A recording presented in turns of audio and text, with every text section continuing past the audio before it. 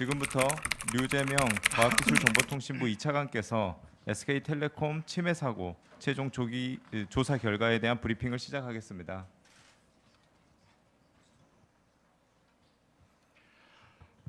안녕하십니까. 과학기술정보통신부 2차관 유재명입니다. 지금부터 SK텔레콤 침해 사고에 대한 최종 조사 결과를 말씀드리겠습니다.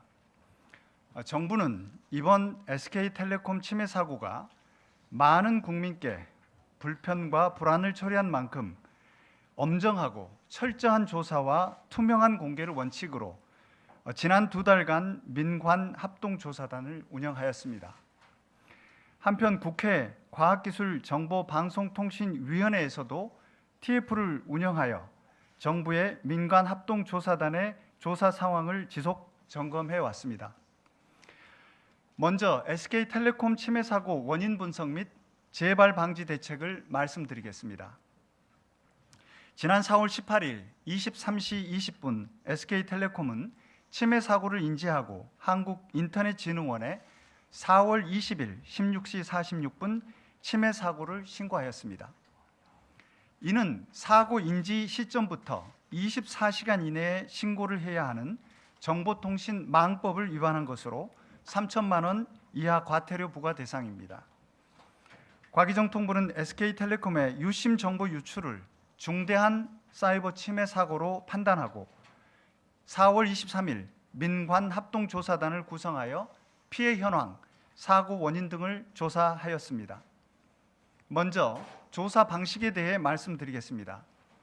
조사단은 이번 SK텔레콤 침해 사고가 국내 1위 이동통신사의 침해 사고인 점, 유심 정보 유출로 인한 휴대폰 부정 사용 등 국민 우려가 커진 점, 공격 악성 코드인 BPF 도어의 은닉성 등을 고려하여 SK텔레콤 전체 서버 42,605대를 대상으로 총 6차례에 걸쳐 BPF 도어 및 타 악성 코드 감염 여부에 대해 4월 23일부터 6월 27일까지 강도 높은 조사를 진행하였습니다. 또한 조사 과정에서 확인된 감염 서버는 포렌식 등 정밀 분석을 통해 정보 유출 등 피해 발생 여부를 파악하였습니다. 다음으로 감염 서버 및 정보 유출 규모에 대해 말씀드리겠습니다. 조사단은 이번 침해 사고로 공격을 받은 총 28대의 서버에 대한 포렌식 분석 결과 BPF 도어 27종, 타이니쉘 3종, 웹쉘 1종, 크로스 C2 1종, 슬리버 1종 등 악성 코드 33종을 확인하였습니다. 확인된 악성 코드 정보는 피해 확산 방지를 위해 백신사, 경찰청, 국정원 등 주요 민간 및 공공기관에 공유하였으며 악성 코드 점검 가이드를 보호나라 누리집을 통해 배포하였습니다. 또한 유출된 정보는 전화번호, 가입자 식별번호, IMSI 등 유심 정보 25종이며 확인된 유출 규모는 9.82GB, 임시 기준 약 2,696만 건이었습니다. 한편 조사단은 감염 서버 중 단말기 식별번호 IMEI, 이름, 전화번호 등 개인정보가 평문으로 임시 저장된 서버 2대와 통신기록 CDR이 평문으로 임시 저장된 서버 1대를 발견하였으나 정밀 분석 결과 방화벽 로그 기록이 남아있는 기간에는 자료 유출 정황이 없는 것을 확인하였습니다. 다만 악성 코드가 감염된 시점부터 방화벽 기록이 남아있지 않은 기간에는 정보 유출 여부를 확인할 수 없었습니다. 다음으로 사고 원인에 대해 말씀드리겠습니다. 화면에서 보시는 바와 같이 공격자의 행위를 초기 침투, 추가 거점 확보, 정보 유출 3단계로 구분할 수 있었습니다. 먼저 초기 침투 단계에서 공격자는 외부 인터넷 연결 접점이 있는 시스템 관리망 내 서버 A에 접속한 후 21년 8월 6일 타 서버에 침투하기 위해 원격 제어 등의 기능이 포함된 크로스 C2라는 악성 코드를 설치하였습니다. 당시 서버 A에는 시스템 관리망 내 서버들의 계정 아이디, 비밀번호 등이 평문으로 저장되어 있었으며 공격자는 동 계정 정보를 활용해 시스템 관리망 내 서버 B에 접속한 것으로 추정됩니다. 조사단은 추정의 근거로 서버 A에 평문으로 저장된 아이디, 비밀번호를 활용해 서버 B에 접속한 로그 기록은 남아있지 않으나 시스템 관리망 내 타 서버에 접속한 기록은 남아있어 서버 B에도 같은 방식으로 접속이 가능하다고 판단하였습니다. 또한 당시 서버 B에는 코어망 내 음성통화 인증 HS 관리 서버의 계정 정보가 평문으로 저장되어 있었으며 공격자는 동 계정 정보를 활용하여 21년 12월 24일 음성통화 인증 HSS 관리 서버에 접속 후 동 서버 및 음성통화 인증 서버에 BPF 도어를 설치하였습니다. 둘째, 추가 거점 확보 단계에서 공격자는 시스템 관리망을 통해 고객 관리망 내 서버에 접속한 것으로 추정되며 22년 6월 15일, 6월 22일에 웹쉘, BPF 도어를 설치하였습니다. 조사단은 추정의 근거로 공격자가 시스템 관리망과 고객 관리망 간 통신을 했던 기록을 바탕으로 공격자가 시스템 관리망 내 감염 서버에서 고객 관리망으로 접속이 가능하다고 판단하였습니다. 마지막으로 정보 유출 단계입니다. 공격자는 초기 침투 과정에서 확보한 계정 정보를 활용하여 시스템 관리망 내 여러 서버에 23년 11월 30일부터 25년 4월 21일까지 악성 코드를 설치하였습니다. 이후 공격자는 25년 4월 18일 음성통화 인증 서버 3개 서버에 저장된 유심 정보를 시스템 관리망 내 외부 인터넷 연결 접점이 있는 서버 C를 거쳐 유출하였습니다. 사고 원인과 더불어 조사단은 조사 과정에서 SK텔레콤의 정보 보호 체계에 여러 문제점을 발견하고 재발 방지 대책을 요구할 것입니다. 먼저 악성 코드가 감염된 경위 및 침해 사고 대처 등과 관련하여 SK텔레콤은 계정정보관리부실 과거 침해 사고 대응 미흡, 주요 정보 암호화 조치 미흡 등의 문제점이 있었습니다. 첫째, SK텔레콤은 정보보호관리체계 ISMS 인증 기준에 따라 서버 로그인 아이디, 비밀번호를 안전하게 관리해야 하였으나 이번 사고에서 감염이 확인된 음성통화 인증 관리 서버 계정 정보를 타 서버에 평문으로 저장하였습니다. 조사단은 공격자가 이처럼 암호화되지 않은 계정 정보를 활용하여 음성통화 인증 관리 서버 및 음성통화 인증 서버 HSS를 감염시킨 것을 확인하였습니다. 둘째, SK텔레콤은 과거 침해 사고에 대한 대응이 미흡하였습니다. 조사단은 조사 과정에서 SK텔레콤이 22년 2월 23일 특정 서버에서 비정상 재부팅이 발생한 사실을 확인하고 당시 해당 서버 및 연계된 서버들을 점검한 것을 발견할 수 있었습니다. 확인하였습니다. 그 과정에서 SK텔레콤은 악성 코드에 감염된 서버를 발견하여 조치하였으나 정보통신망법에 따른 신고 의무를 이행하지는 않았습니다. 이는 당시 정보통신망법상 침해 사고가 발생하면 즉시 신고토록 한 규정을 위반한 것으로 이 또한 3천만 원 이하 과태료 부과 대상입니다. 또한 당시 점검 과정에서 SK텔레콤은 21년 12월 24일, 12월 30일에 기감염되어 있었던 음성통화 인증 관리 서버에 비정상 로그인 시도가 있었던 정황도 발견하여 로그 기록을 자체적으로 확인한 바 있습니다. 그러나 해당 서버에 대한 로그 기록 6개 중 1개만 확인함으로써 공격자가 서버에 접속한 기록을 확인하지 못하였습니다. 만약 SK텔레콤이 당시 나머지 5개의 로그 기록도 점검하였다면 그 당시에 이미 BPF 도어 악성 코드에 감염되어 있었던 음성통화 인증 관리 서버에 공격자가 접속한 것을 확인할 수 있었을 것입니다. 결국 SK텔레콤은 음성통화 인증 HSS 관리 서버와 정보 유출이 발생한 음성통화 인증 서버에서 BPF 도어 악성 코드를 확인하지 못하였으며 침해 사고를 당국에 신고하지 않아 정부가 조사를 통해 동악성 코드를 발견하여 당시에 조치할 수 있었던 것도 이루어질 수 없게 하였습니다. 셋째, SK텔레콤은 주요 정보와 정보 암호화 조치에도 미흡하였습니다. 유출 정보 중 유심 복제에 활용될 수 있는 중요한 정보인 유심 인증 키 값을 암호화하지 않고 저장하였습니다. 반면 세계 이동통신 사업자협회 GSMA는 암호화를 권고하고 있으며 타 통신사인 나머지 2개의 통신사들도 유심 인증키를 암호화하여 저장하고 있었습니다. 이에 대한 재발 방지 대책으로 먼저 SK텔레콤은 서버 등의 비밀번호 기록 및 저장을 제한하고 부득이할 경우 암호화하여 저장해야 합니다. 둘째, SK텔레콤은 침해 사고 발생 시 법령에 따른 신고 의무를 준수하고 철저한 원인 분석을 통해 피해 확산 방지 노력을 이행하여야 합니다. 셋째, SK텔레콤은 관계 법령 및 국제 권고에 따라 주요 정보를 암호화하여 저장해야 합니다. 다음으로 SK텔레콤의 정보통신망법 등 법령 위반 사항에 대해 말씀드리겠습니다. 먼저 SK텔레콤은 정보통신망법 제48조의 3에 따라 침해 사고를 인지한 후 24시간 이내에 당국에 신고를 했어야 합니다. 그러나 이번 침해 사고 시 SK텔레콤은 사고를 인지하고 24시간이 지난 후 침해 사고를 신고하였습니다.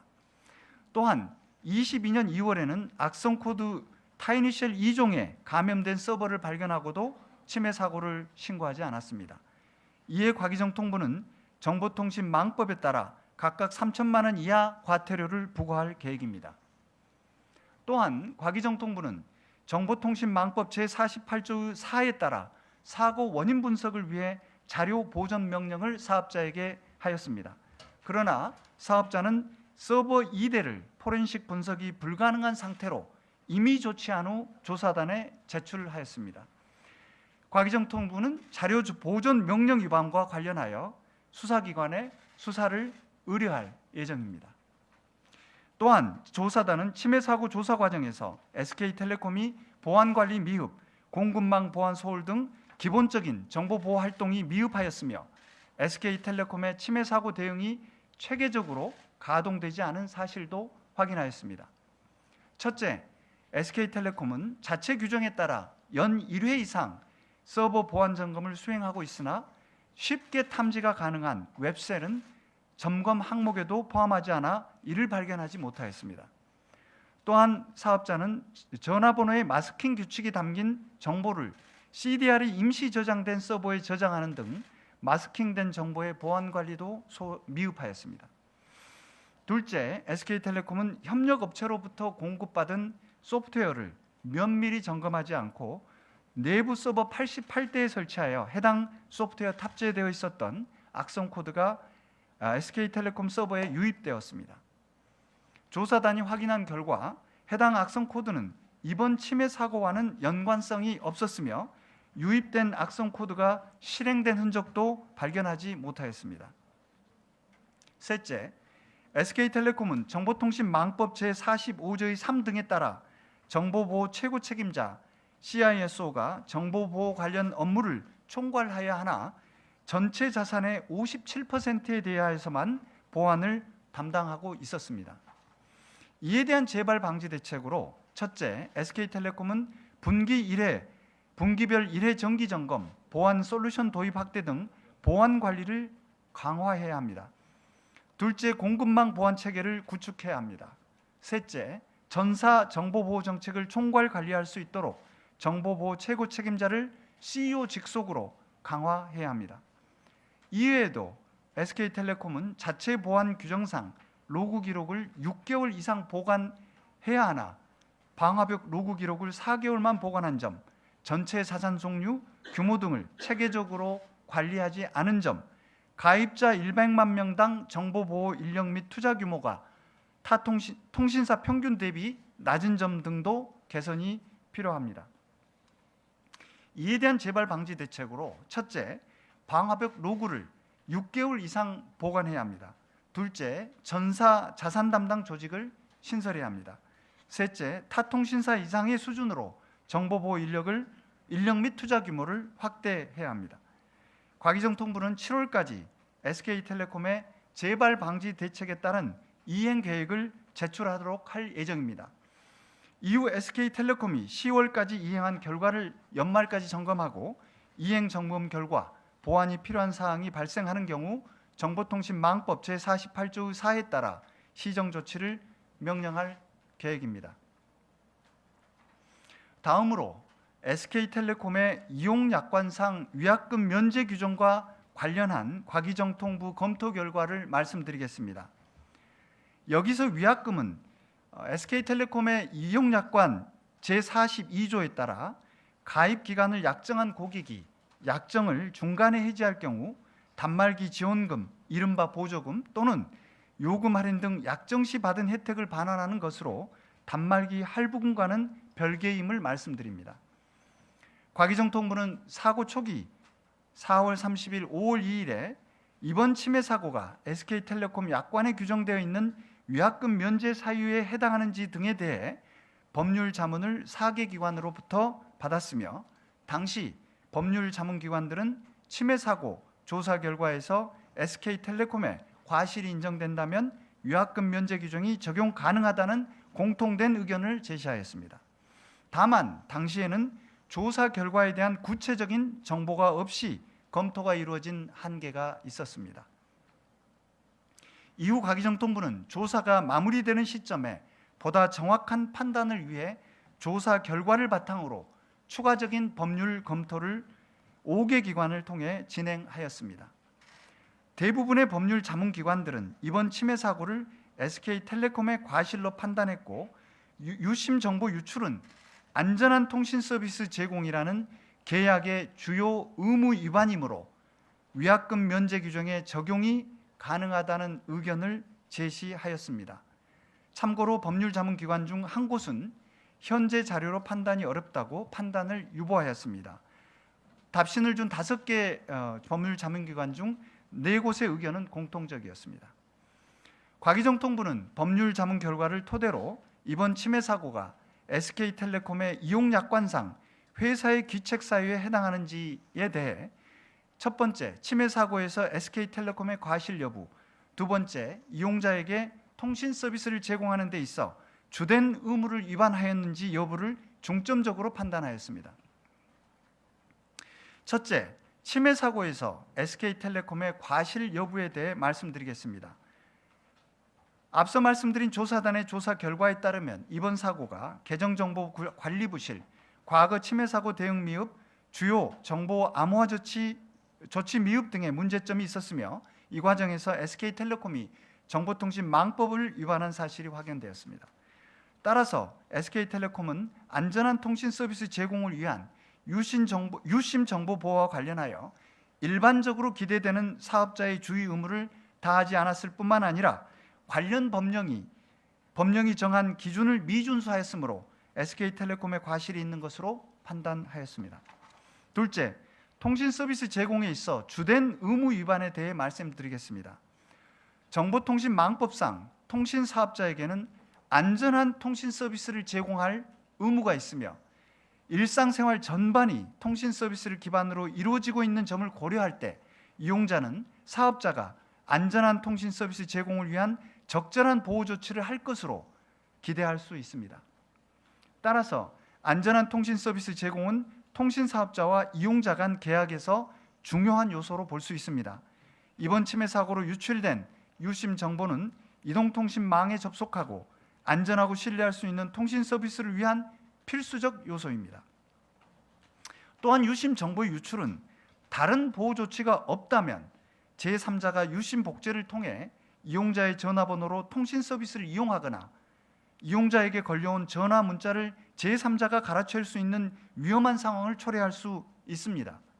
침해 사고 당시 SK텔레콤은 유심 보호 서비스와 부정사용 방지 시스템 FDS 1.0을 운영하고 있었으나 유심 보호 서비스에는 당시 약 5만 명만 가입한 상태였으며 부정사용 방지 시스템은 유심 정보 유출로 인한 모든 유심 복제로 인한 피해 가능성을 차단하는 데 한계가 있었던 상황이었습니다.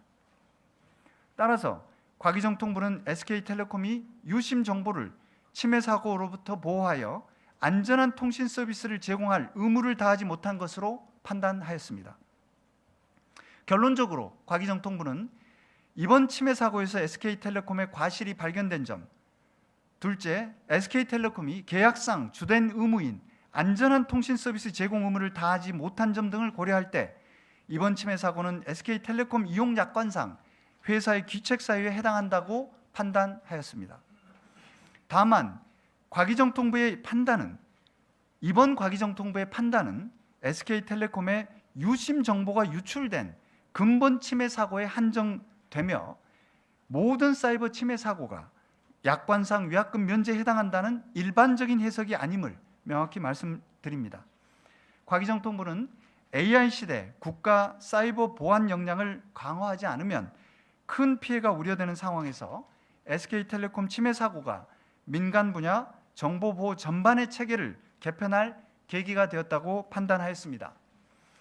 이에 동침해 사고 직후 국회 과학기술정보방송통신위원회가 구성한 TF와 정부는 국민 산업에 미치는 영향이 큰 통신망을 안전하게 보호하기 위한 별도의 법 제도 방안, 민간의 정보보호 투자 확대 및 정보보호 거버넌스 강화를 위한 제도 개선 방안 등을 지속 논의해 왔으며 국회 과방위와 정부가 긴밀히 협력하여 구체적인 방안을 조속히 마련할 계획입니다. 이상으로 SK텔레콤 침해 사고에 대한 최종 조사 결과 발표를 마치겠습니다. 추가로 설명이 필요한 부분은 질의응답을 통해 보다 상세히 설명드리도록 하겠습니다. 감사합니다. 예, 이어서